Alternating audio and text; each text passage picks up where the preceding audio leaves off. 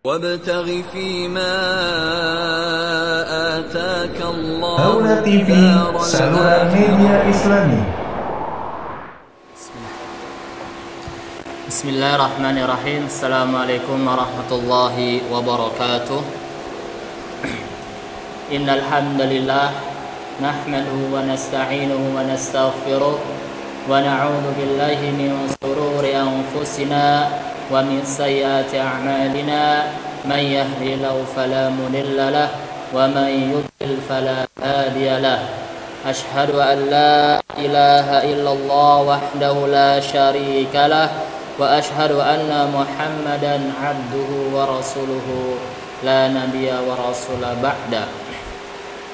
Jamaah rahimani rahimakumullah, selayaknya kita senantiasa bersyukur kepada Allah Subhanahu wa taala yang mana masih memberi kita kesempatan, waktu, tenaga untuk saling tadarus, saling belajar agama Allah Subhanahu wa taala. Terlebih di tempat yang sangat mulia, yaitu rumah Allah Subhanahu wa taala. Kemudian salawat serta salam kita curahkan kepada baginda Nabi Muhammad sallallahu alaihi wasallam dan para keluarganya, para sahabatnya, dan para pengikutnya yang senantiasa setia dalam mengikuti agamanya atau mengikuti sunnahnya. Jamaah rahimani rahimakumullah, maka ana senantiasa mengingatkan bahwasanya banyak hadis yang membicarakan tentang keutamaan ilmu. Salah satunya adalah bahwasanya kita akan dimudahkan Allah Subhanahu wa taala dalam menuju surga. Nabi sallallahu alaihi wasallam bersabda, "Man salaka tariqan yaltamisu fi ilman sahhalallahu lahu bihi tariqan ilal jannah." Barang siapa yang menempuh suatu jalan dalam rangka menuntut ilmu, maka Allah Subhanahu wa taala akan memudahkan ia masuk ke dalam surga. Taib, insyaallah pada kesempatan ini kita akan meneruskan pelajaran kita, yaitu pelajaran fikih muyassar, yang mana kita telah menyelesaikan di bab thaharah. Kita telah menyelesaikan tentang bab-bab thaharah, yang mana di dalamnya terdapat membahas tentang macam-macam air. Begitu juga kita telah membahas bagaimana cara Nabi SAW berwudu. Kemudian di antaranya juga kita telah mempelajari tentang najasah, yaitu macam-macam najis. Kemudian juga kita telah membahas tentang darah haid. Maka pada kesempatan ini kita akan melanjutkan pelajaran kita masuk ke dalam kitab salat, yaitu kita akan masuk ke dalam kitab salat, yaitu kitab salat. Insyaallah kita akan membahas tentang keutamaan salat, pengertian salat, dan kewajiban salat, mengerjakan salat. Dan wa yashtamilu ala 15 baban. Maka muallif menulis dalam kitab Fikih Muyassar tentang membahas kitab salat ini mencakup ada 15 bab. Ada 15 bab. Yang pertama yaitu kita akan tahu pengertian salat, kemudian keutamaan salat dan kewajiban salat 5 waktu. Jamaah rahimani rahimakumullah, maka yang pertama kita akan membahas tentang pengertian salat. Apakah yang dimaksud dengan salat tersebut? Maka secara bahasa salat adalah doa. yaitu doa. Salat secara bahasa adalah doa. Sebagaimana dalam firman Allah Subhanahu wa taala, "Khudh min amwalihim shadaqah tutahhiru wa tuzakkihim biha wa shalli 'alaihim."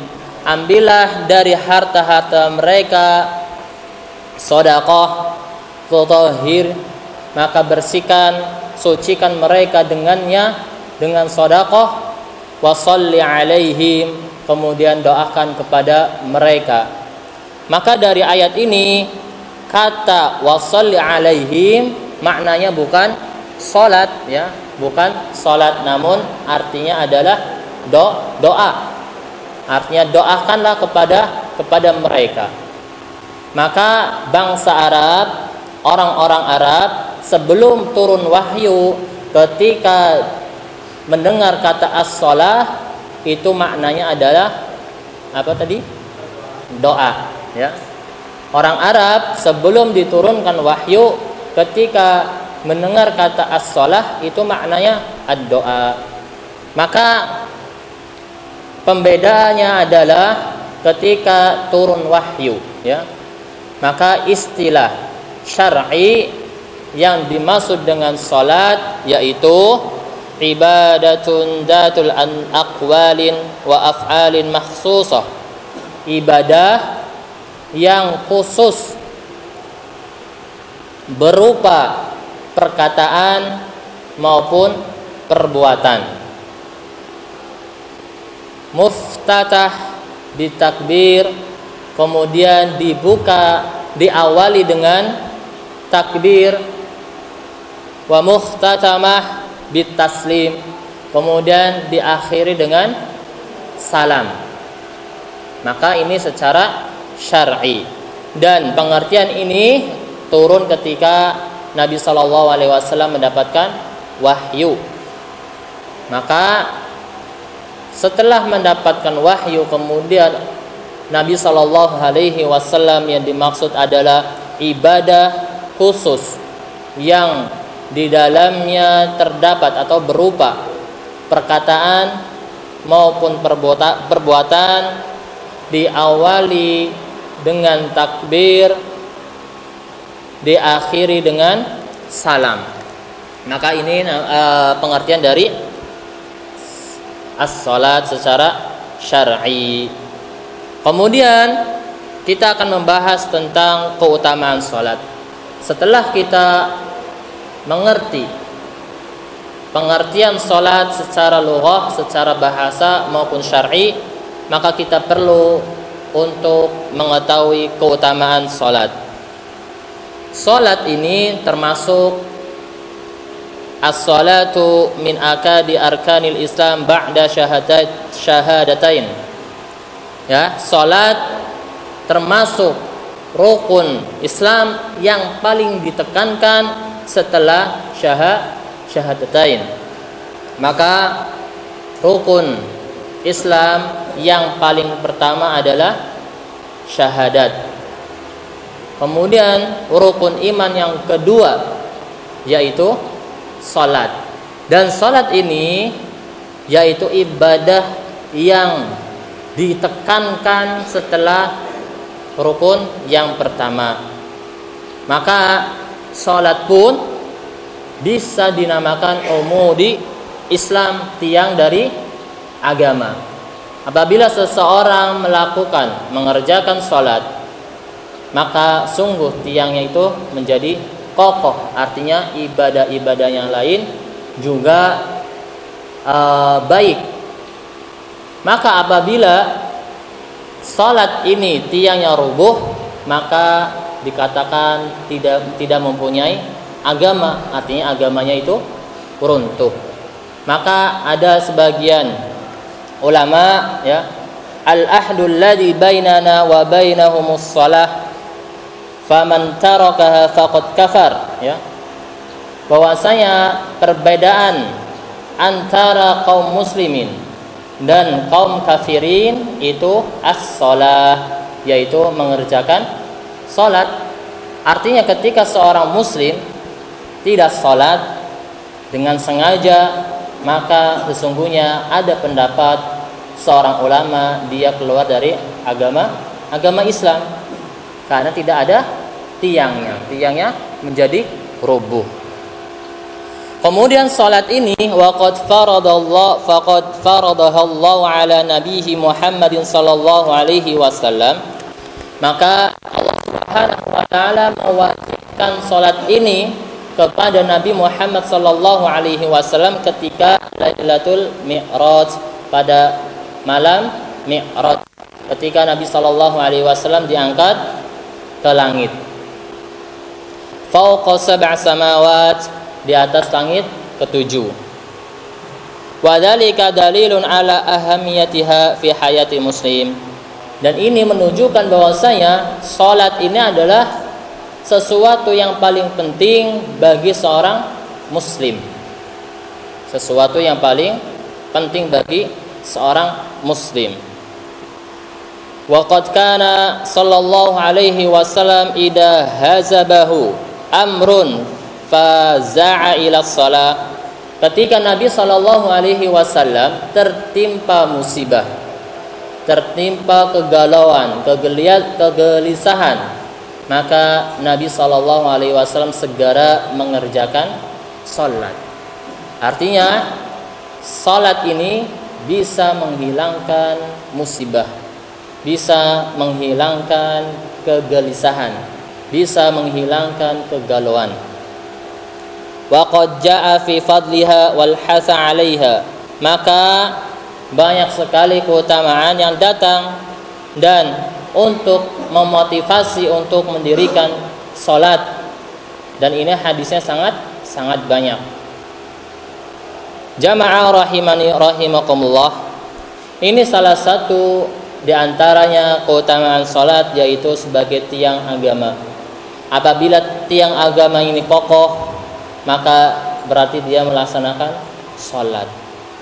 Maka jamaah rahimani rahimakumullah, bahwasanya disyariatkan, diwajibkan salat ini ketika Nabi sallallahu alaihi wasallam diangkat ke langit yang ketujuh, yang mana beliau ketika Mi'raj diwajibkan pada awalnya yaitu 50 kali salat.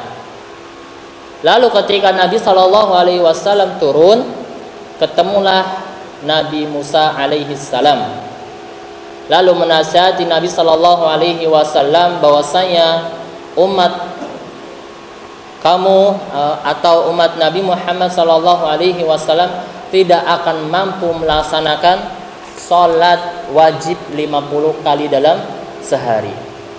Kemudian Nabi sallallahu alaihi wasallam bertemu, naik lagi ke atas langit ketujuh, meminta keringanan kepada Allah Subhanahu wa taala. Lalu pada akhirnya Allah Subhanahu wa taala mewajibkan bagi umat Nabi Muhammad sallallahu alaihi wasallam 5 kali dalam sehari. Dan ini bisa dibandingkan, ada yang meriwayatkan bahwasanya dari kitab atau dari sunnah menjelaskan hadisul Mi'raj wa fihi hiya khamsun wa hiya khamsun, ya. Artinya melaksanakan 5 kali kewajiban salat dalam sehari semalam itu pahalanya seperti 50 kali salat dalam sehari semalam. Taib, keutamaan yang berikutnya adalah pelebur dosa, ya. Salat ini pelebur dosa, sebagaimana hadis dari Nabi sallallahu alaihi wasallam, as-salatul khamsu wal jum'atu ilal jum'ah wa ramadhanu ila ramadhan mukaffirati lima bainahunna mastunibatil kabair. Salat 5 waktu, kemudian salat Jumat ke salat Jumat berikutnya, kemudian melakukan puasa Ramadan ke bulan Ramadan, kemudian ke depannya, itu sebagai mukaffirat, penghapus dosa antara keduanya. Selama apa? Selama tidak melakukan perbuatan dosa besar. Maka dari hadis ini menerangkan salat 5 waktu ini bisa menghapus dosa-dosa kecil. Dosa-dosa kecil. Apa yang dimaksud dengan dosa-dosa kecil? Yaitu bisa dilihat dari hadis Ibnu Abbas yang maknanya adalah min awal ma yuhasabu 'alan nas fi shalah fi ma'nahu, yaitu yang pertama yang dihisab manusia yaitu salatnya. Salatnya. Maka Allah Subhanahu wa taala berkata kepada malaikat, apakah seorang hamba dariku melaksanakan salat? Apabila dia melaksanakan salat, maka kutiba lahu taman, maka dia akan ditetapkan pahalanya dengan pahala yang sempurna. Fa in naqasaha, apabila pahalanya kurang, maka hal li'abdi min tatawu, apakah seorang hambaku melaksanakan salat sunnah? Apabila dia melaksanakan salat sunnah, fa'atimul fariidhah minat tatawu, maka pahala yang kurang dari salat 5 waktu bisa dilengkapi pahala dari salat sunnah. Maka di sini menerangkan bahwasanya salat 5 waktu ini bisa menghapuskan dosa-dosa kecil. Tayyib jamaah rahimanikumullah, yang juga ada hadis yang menerangkan dari Abi Abbas yang maknanya adalah al-fawahish, yaitu perbuatan dosa, yaitu zina. Maka ada di sana terdapat khilaf, terdapat berbeda pendapat, apakah ada dosa besar ataukah tidak ada dosa besar. Yang mengatakan tidak ada dosa kecil, apakah ada dosa besar dan kecil, maka ini ada 2 pendapat. Yang pertama mengatakan semua dosa itu termasuk dosa besar, tidak ada perbedaannya. Pendapat yang kedua bahwasanya ulama ada yang membedakan dosa besar dan ada dosa kecil. Maka yang paling akrab, yang paling dekat, yaitu yang paling benar, yaitu di sana terdapat dosa kecil dan dosa besar. Dalilnya dari Ibnu Abbas yang bahwasanya maknanya adalah fazinatu ain nador, ya. Zinanya mata itu dengan melihat. Zinanya tangan yaitu dengan menyentuh. Fazinatu lisan bin natik, yaitu zinanya lisan itu dengan mengucapkan. Kemudian az-zinatu al-farju yusaddiquhu au yukadzibuhu, yang membenarkan semua dosa-dosa tadi, yaitu atau yang mendustakan dosa-dosa zina tadi, yaitu apabila dia telah berzina dengan al-farju, ya, yaitu dengan zina yang kita ketahui, yaitu antara laki-laki dan antara perempuan berhubungan, maka hal tersebut termasuk zina. Artinya yang tadi menjelaskan ada zina mata dengan melihat itu menunjukkan dosa kecil. Kemudian al-lisanu zinatuha bi natik, yaitu lisan zinanya dengan mengucapkan, tangan zinanya dengan bersentuhan. Ini termasuk menunjukkan bahwasanya inilah dosa-dosa kecil. Kemudian yang membenarkan dosa-dosa tadi yang telah disebutkan, yaitu apabila dia sudah benar-benar berhubungan dengan lawan jenis yang bukan mahramnya. Taib jamaah rahimani rahimakumullah. Kemudian salah satu hadis yang mana salat ini sebagai penghapus dosa. Wa qauluhu sallallahu alaihi wasallam, ara'aitum law anna naharan bi babi ahadakum yaghtasilu minhu kullu yaumin khamsati marrat. Apa pendapatmu seandainya di depan rumahmu terdapat sungai, kemudian setiap hari itu mandi 5 kali sehari? Duhur mandi, asar mandi, maghrib mandi, isya mandi, kemudian subuh mandi.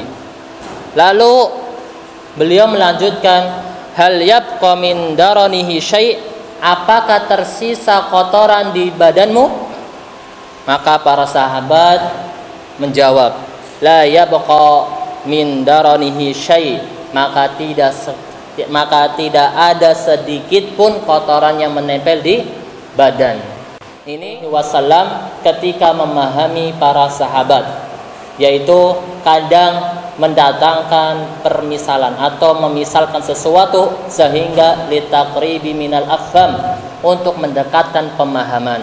Kadang sebagian orang ini ketika dijelaskan harus diberi contoh agar dia bisa memahami. Kemudian juga ini Nabi SAW mempraktekkan, yaitu mencontohkan terlebih dahulu, kemudian memiripkan sesuatu agar dia paham. Maka ketika seorang setiap hari sholat 5 waktu, maka tentunya apa? Tentunya dosa-dosanya akan terhapus, menjadi bersih. Qala fadzalika mathalus sholatil khams yamhullahu bihinna khataya. Begitu juga ya, seperti sholat 5 waktu sehari semalam, maka Allah Subhanahu wa ta'ala akan menghapus kesalahan-kesalahanmu, yaitu dosamu. Ini salah satu keutamaan dari sholat ya, bahwasanya sholat ini adalah penghapus dosa. Kemudian kita akan membahas tentang wujubuha, kewajiban sholat. Kewajiban sholat, bahwasanya kita ketahui banyak sekali dalil-dalil dalam Al-Quran maupun Sunnah, baik ijma ya, para ulama, bahwasanya hadis yang menerangkan kewajiban sholat, yaitu firman Allah Subhanahu wa ta'ala dalam surat Al-Baqarah ayat 43, wa aqimus sholah, maka dirikan sholat. Ini menunjukkan kewajiban sholat. Wa aqimu di sini fi'il amr ya, fi'il amr yufidu ilal wujub ya. Kadang fi'il amr ini memberikan kandungan itu kewajiban, perintah kewajiban. Ketika kita belajar bahasa Arab, maka kita akan dapati di sana ada macam-macam fi'il, misalkan fi'il madhi, fi'il mudhari, fi'il amr. Fi'il amr adalah fi'il perintah. Maka di sini adalah fi'il amr, wa aqimus shalah, dirikanlah salat. Ketika ada fi'il amr, di sana mengandung perintah wajib. Dan begitu juga dalam ayat Allah Subhanahu wa ta'ala, qul li'ibadiyalladzina amanu yuqimus shalah, katakanlah kepada hamba-hamba yang beriman, maka dirikan salat. Kemudian mendirikan salat. Begitu juga dari sunnah Nabi sallallahu alaihi wasallam dari hadisul Mi'raj, wa fihi hiya khamsun wa hiya khamsuna. Ya, bahwasanya dari kewajiban salat, yaitu hadis dari Mi'raj ya, peristiwa Mi'raj, yang bahwasanya telah kami terangkan bahwasanya pahala 5 kali sholat dalam sehari itu seperti 50 kali sholat, artinya berlipat digandakan oleh Allah Subhanahu wa ta'ala. Wa qalu sallallahu alaihi wasallam liman sa'alahu an syara'il Islam ya, untuk orang yang bertanya tentang syariat Islam, bahwasanya khamsun salawat fi laili wal lailah ya, diwajibkan salat 5 waktu dalam sehari semalam. Qala sailu hal alayya ghairuhunna, Qala la illa an tatawwa, ya. Apakah ada kewajiban salat selain 5 waktu? Maka beliau menjawab tidak, kecuali salat sunnah. Jamaah rahimani rahimakumullah. Kemudian ini kewajiban bagi orang-orang yang diwajibkan untuk mendirikan salat, ya. Orang-orang yang wajib mendirikan salat. Yang pertama yaitu seorang muslim. Seorang muslim wajib apa? Melakukan salat. Adapun orang kafir tidak wajib. Namun orang kafir ini ada perbedaan pendapat.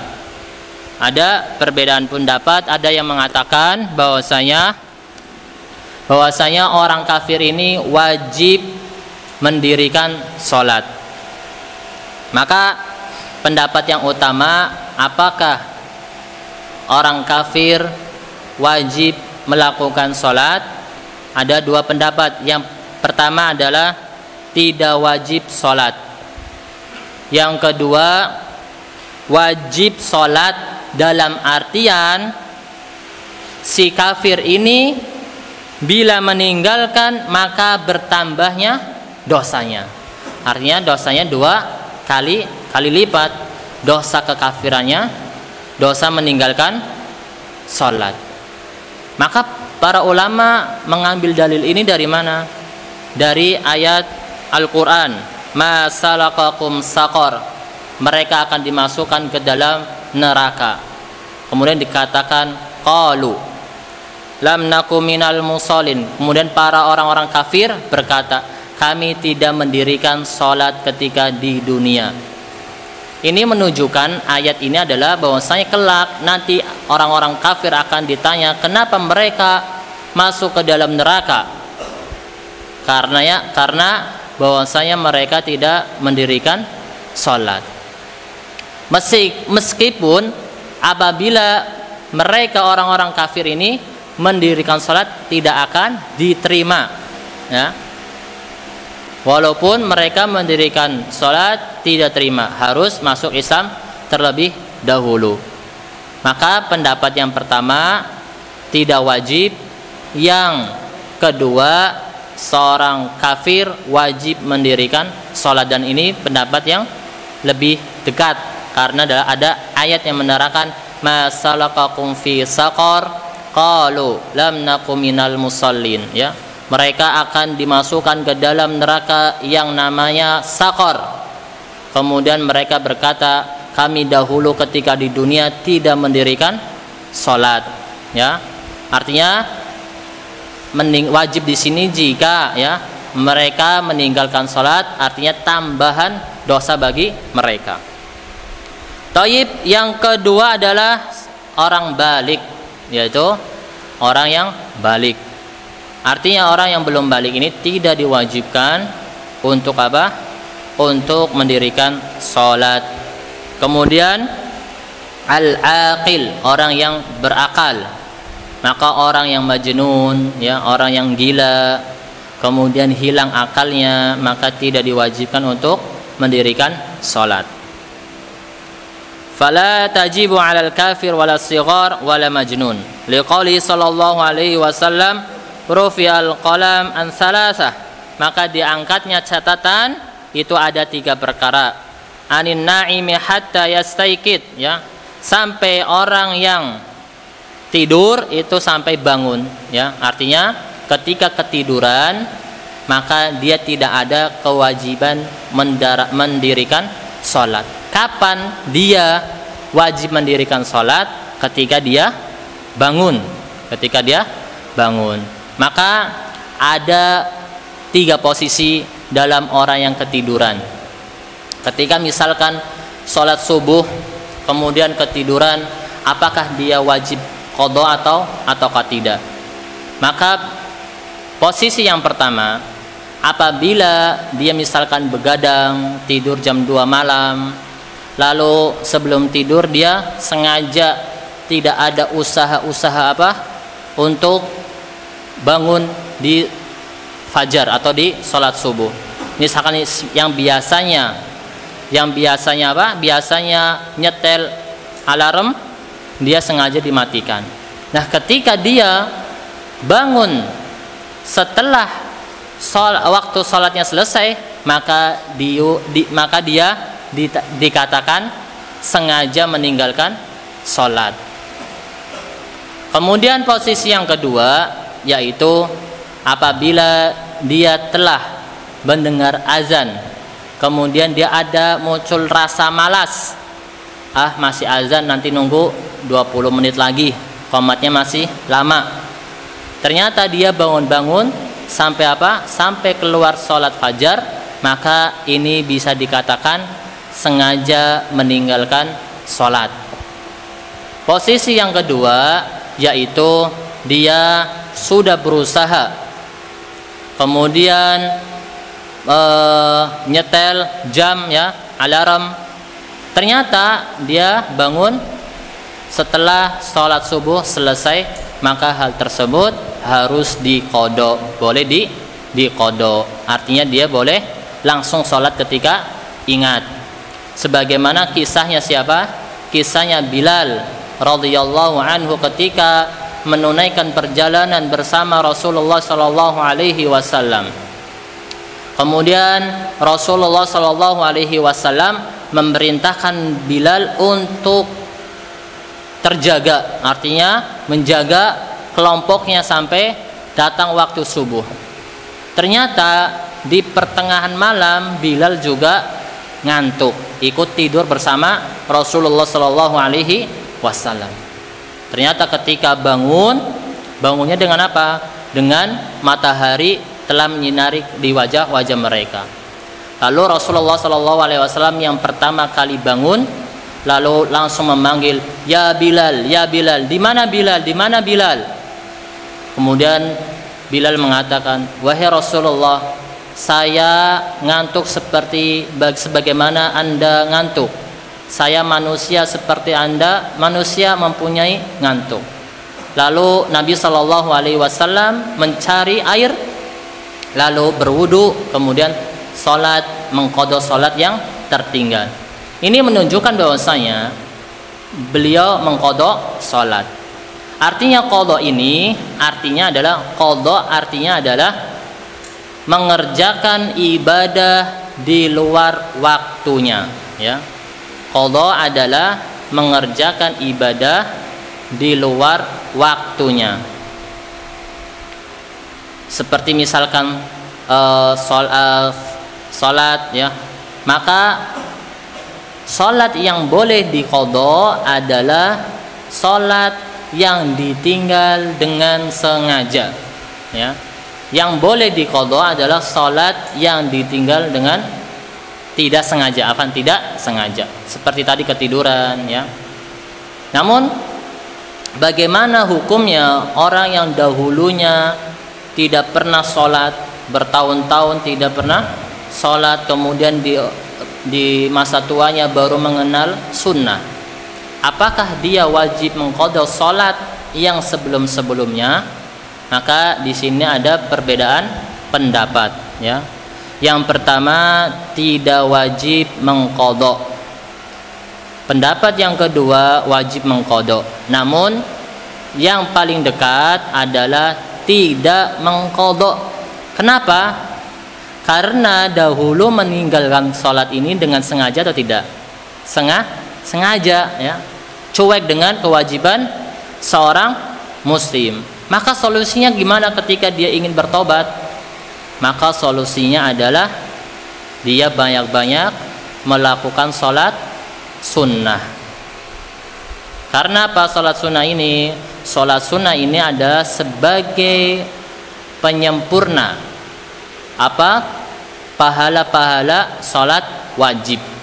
Maka sehingga ketika sholat yang dahulunya ditinggal, maka sempurnakan dengan sholat-sholat sunnah. Nah, maka dari sini ada kaidah bahwasanya sholat yang boleh diqadha atau yang boleh dikerjakan di luar waktunya yaitu ketika apa? Ketika lalai, ya, misalkan ketiduran, ya. Bagaimana dengan ketika kerja sampai larut malam, sampai meninggalkan waktu keluar, ya misalkan, atau dengan olahraga, misalkan olahraga di sore hari sampai menjelang maghrib misalkan, atau menjelang sholat berikutnya, maka ketika dia sengaja tidak berhenti dalam kerjanya, maka dia ketika sholat mengqadhonya tidak sah, karena dia sengaja dalam keadaan bangun, ya, dalam keadaan bangun. Taib jamaah rahimani rahimakumullah, maka bagi orang yang ketiduran, yang kemudian belum sadar, ya, maka sholatnya mengqadha ketika dia ingat, ya, ketika dia ingat. Kemudian yang berikutnya, salah satu dari catatan yang telah diangkat yaitu anil majnuni hatta yufik, ya, orang yang gila sampai dia sadar, ya. Artinya bahwasanya orang majnun ini tidak ada kewajiban untuk mendirikan sholat lima waktu. Kemudian anis saghiri hatta yablugh, ya. Kemudian anak kecil sampai dia balik, Maka anak kecil ini bahwasanya ketika ia berumur 7 tahun, maka seorang tua harus mendidiknya, mengajari anaknya untuk sholat. Di antara pendidikan anak untuk mencintai sholat, yaitu kita disunahkan untuk sholat sunnah itu di rumah, ya. Hikmah dari diperintahkan sholat di rumah, yaitu ketika sholat sunnah, yaitu dia memperlihatkan kepada anak-anaknya, sehingga anak-anaknya ini melihat orang tuanya ini mengerjakan sholat, menjadi teladan. Kemudian hikmahnya orang yang sholat sunnah di rumah, yaitu menghidupkan rumah, agar rumah tersebut bukan seperti kuburan yang tidak didirikan ibadah kepada Allah Subhanahu wa ta'ala. Kemudian kalau mereka sudah sampai 10 tahun, maka dipukul, ya, dianjurkan dipukul.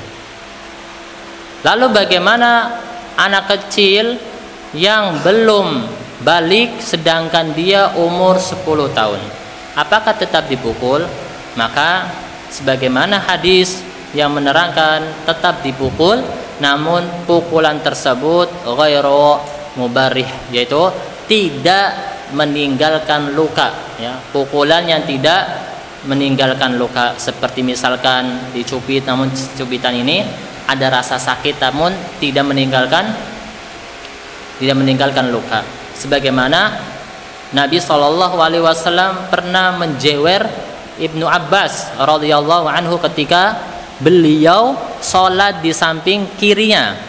Ketika satu imam, satu makmum, maka sunnahnya makmumnya di sebelah kanan. Ternyata saat itu Ibnu Abbas di samping beliau, lalu beliau menjewer kupingnya, menarik beliau sampai kegeser ke kanan. Dan ini beliau menjewernya tidak menyakitkan. Artinya bagian anggota mana saja boleh, asal tidak meninggalkan luka. Dan ini adalah sebagai untuk pendidikan terhadap anak. Kemudian orang yang mengingkari sholat ini, maka dia bisa kufur, bisa keluar dari agama Islam. Namun di sini ada perbedaan pendapat, bagaimana orang yang meninggalkan dengan malas-malasan, namun dia masih mengimani sholat 5 waktu adalah kewajiban seorang muslim, ataukah dia meninggalkan sengaja tanpa ada rasa malas, maka hukumnya berbeda. Sebagian ulama, apabila seorang meninggalkan sholat dengan ada rasa malas, maka belum disetatuskan dia keluar dalam agama Islam. Namun bagi orang yang meninggalkan sholat tanpa rasa malas, kemudian tidak ada merasa dirinya ada kewajiban untuk mendirikan salat, maka dia bisa keluar dalam agama Islam. Naam. Kemudian pembeda antara kaum mukminin dan kaum muslimin, al-ahdul ladzi bainana wa bainahum as-shalah faman tarakaha faqad kafar. Ya, pembeda antara kami yaitu kaum muslimin wa bainahum dan orang-orang kafir yaitu meninggalkan salat. Barang siapa yang meninggalkan salat maka dia termasuk kufur, yaitu keluar agama Islam. Dan ini jamaah rahimani rahimakumullah, bahwasanya di sini setelah mengetahui pengertian salat, ya, kemudian keutamaannya, kemudian kewajiban bagi siapa saja yang mendirikan salat, maka kita akan melanjutkan di bab berikutnya, yaitu al-iqamah wal adzan atau adzan wal iqamah. Maka adzan wal iqamah di dalamnya ada beberapa masalah atau permasalahan atau pembahasan. Yang pertama kita akan mengetahui ta'rif, yaitu pengertian azan dan iqamah dan hukum keduanya. Jamaah rahimani rahimakumullah, maka al-adzanu secara bahasa adalah i'lam, yaitu pengumuman, yaitu seruan. Sebagaimana Allah Subhanahu wa taala berfirman, wa adum minallahi wa rasulih, maka panggilan dari Allah dan Rasulnya. Maka makna al-adzan di sini yaitu al-i'lam, yaitu pengumuman. Maka pengumuman secara bahasa yaitu menyerukan sesuatu, ya, dengan suara-suara yang lantang. Kemudian secara istilah bahwasanya al-i'lamu bi dukhuli waqti shalah bi dzikri makhsusah. Maka azan secara istilah yaitu pengumuman. Kemudian azan itu dilakukan ketika sudah masuk waktu sholat. Artinya apabila seseorang azan di luar waktu sholat, maka azannya tidak sah. Tidak sah.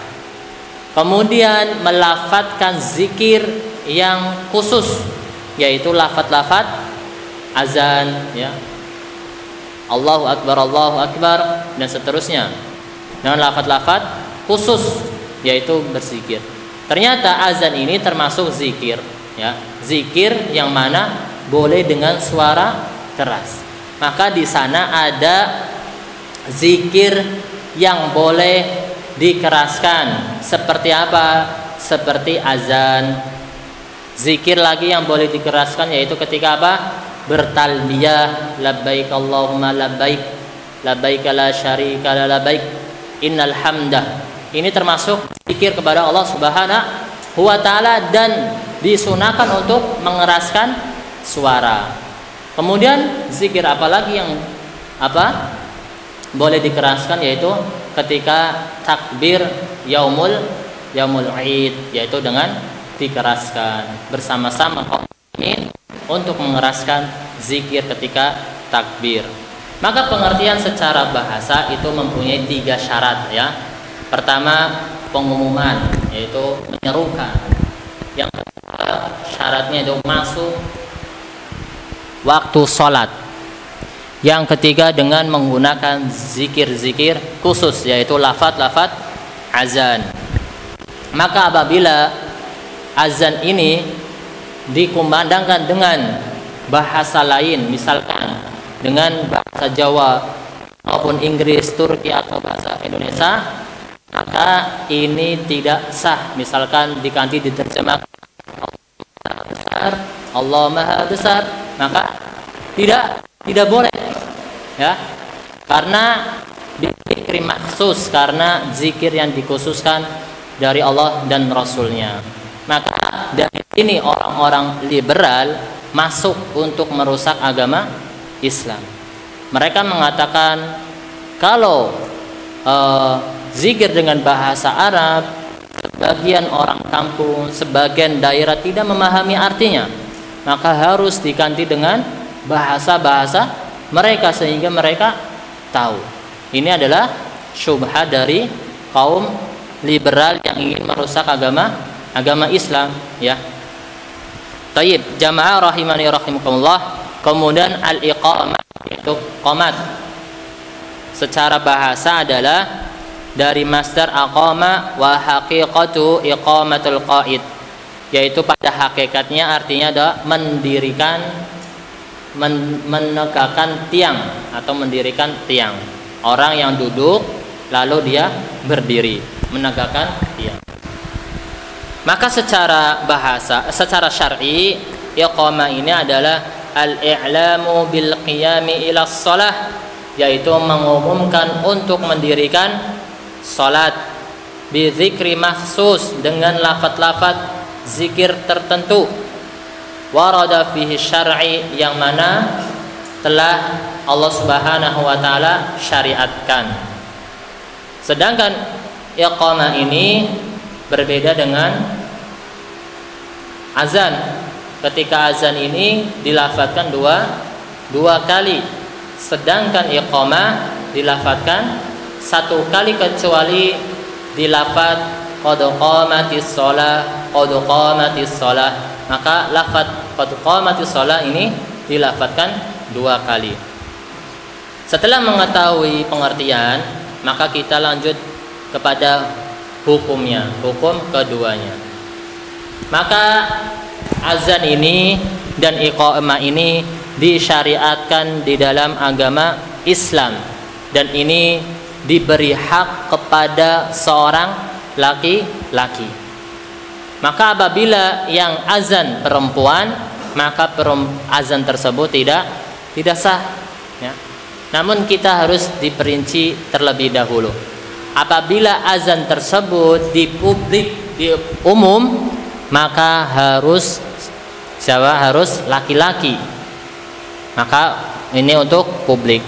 Namun ketika wanita boleh, asal apa? Asal apabila di area semuanya adalah wanita. Seperti misalkan ada pondok putri, ada pondok putra, biasanya sholatnya masing-masing. Maka pondok putri boleh mendirikan iqamah dan azan, dengan syarat apa? Tidak syarat tidak ada laki-laki yang mendengarnya. Sebabnya apa? Alasannya apa? Karena bisautiha fitnah, karena suara wanita ini adalah fitnah bagi laki-laki. Taib. Dan ini adalah hukumnya fardu kifayah. Hukum azan fardu kifayah. Artinya pengertian kifayah ini adalah yang menjadi patokan adalah kewajiban yang mana sekelompok masyarakat yang melaksanakan cukup, ya. Contohnya azan ini, ketika yang melaksanakan satu orang ini cukup tidak? Cukup. Namun berbeda dengan amalan yang lain, seperti ngurus jenazah. Ngurus jenazah ini adalah fardu kifayah. Fardu kifayah. Namun ketika ada satu orang memandikan dia sendiri, mengkafani dia sendiri, menguburkan dia sendiri, maka semua kampung ini berdosa. Kenapa? Karena sebagaimana kita ketahui, orang yang mengurus jenazah ini bukan hanya satu orang. Misalkan saling membantu, ya. Misalkan 5 orang cukup, maka ketika urfnya, ketika adat setempat ngurus jenazah 4 orang, maka 4 orang, tidak boleh 1 orang. Artinya ketika hanya 1 orang, maka yang lain semuanya berdosa. Namun ketika misalkan jenazah ini 5 orang, maka wajib, ya, yang menjadi fardu kifayah patokannya adalah lima orang, tergantung amalannya ya. Seperti misalkan jihad juga fardu kifayah. Maka bisa misalkan menghadapi musuh kita memerlukan 10 orang, ternyata kurang 1, maka yang tinggal di kampungnya ikut semuanya berdosa. Harus salah satunya melengkapi personil untuk berangkat ke jihad. Maka fardu kifayah ini tergantung pada sekelompok masyarakat yang bisa melaksanakan ibadah tersebut. Maka ini adalah sebagai fardu kifayah. Maka fardu kifayah itu bukan hanya 1 orang ya, tergantung pada amalan ibadah tersebut. Taib. Kemudian azan ini termasuk hukumnya fardu kifayah. Kemudian azan ini salah satu dari syiar Islam yang nampak, yang mana tidak boleh seorang membatalkan atau menghapusnya.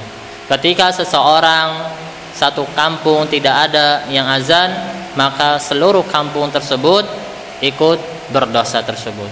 Maka patokannya bagaimana? Satu kampung atau satu dusun ataukah satu RT?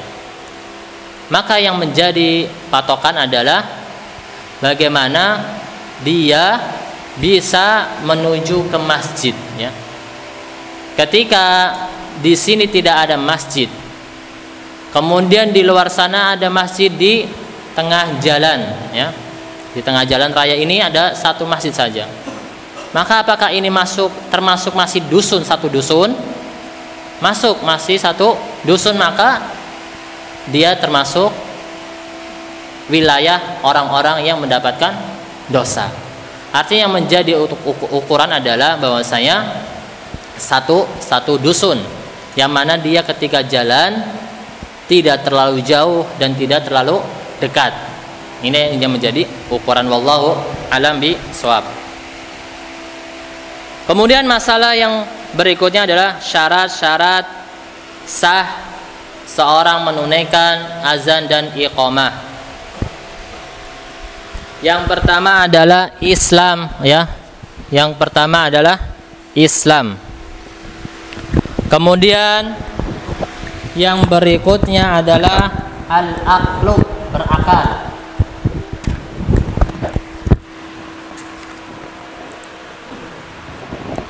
Maka tidaklah sah ketika seorang orang gila azan atau orang yang sedang mabok, tidak boleh.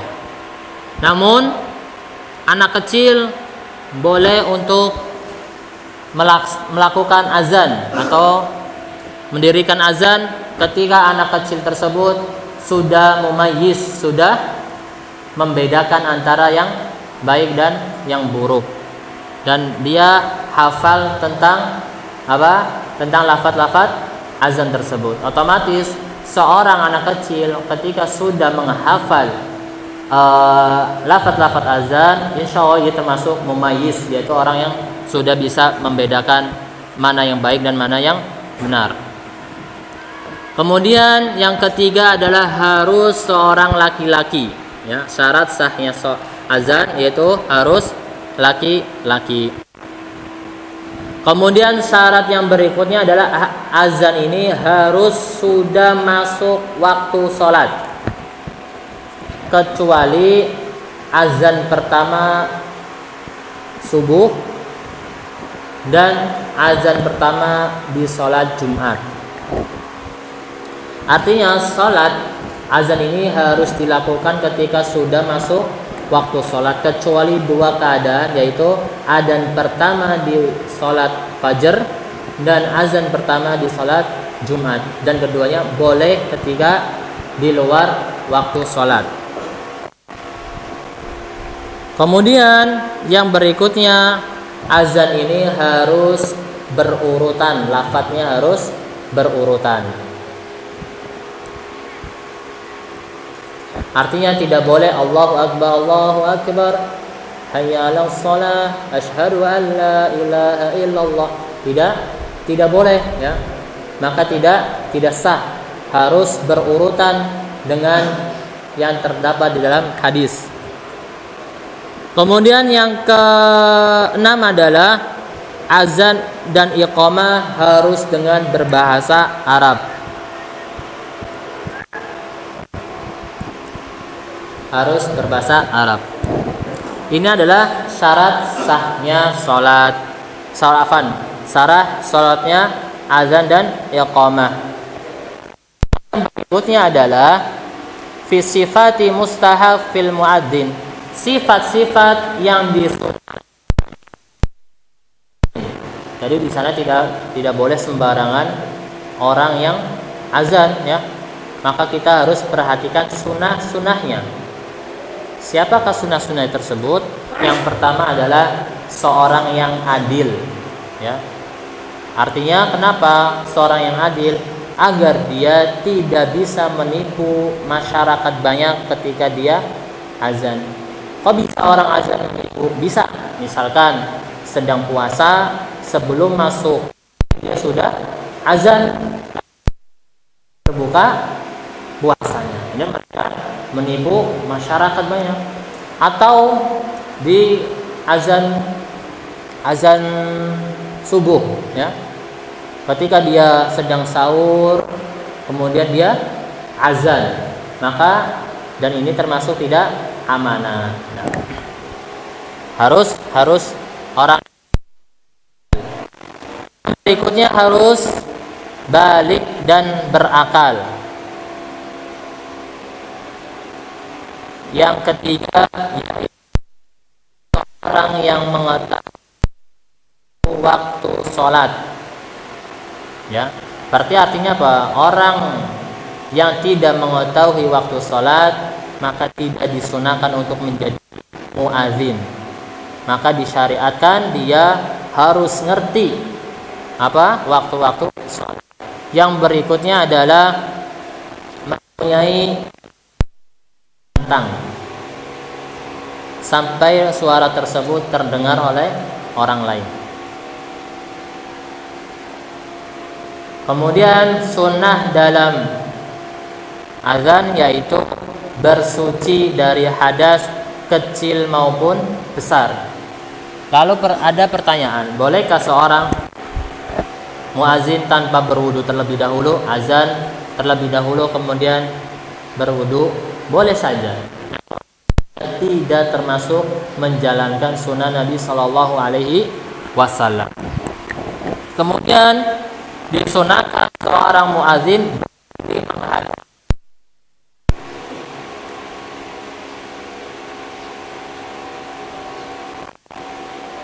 yang ketujuh adalah ayyaj'ala usba'in, menjadikan dua jari ini menutupi telinga. Sunnahnya seperti ini.